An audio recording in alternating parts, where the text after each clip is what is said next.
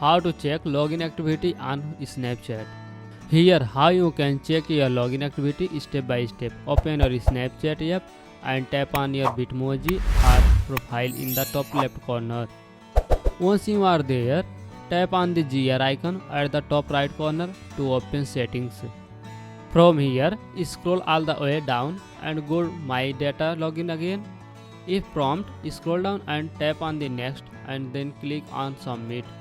Check your registered email for a link to download your data and open the download file and look for the login history and account activity section and you will be done. You can also enable two-factor authentication on your Snapchat account, which will add an extra layer of security by enabling two-factor authentication. For that, go to Settings, then tap on the two-factor authentication that is between password and partner connection.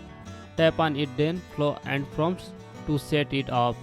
You can also monitor activity session on Snapchat, but Snapchat does not display check time login activity.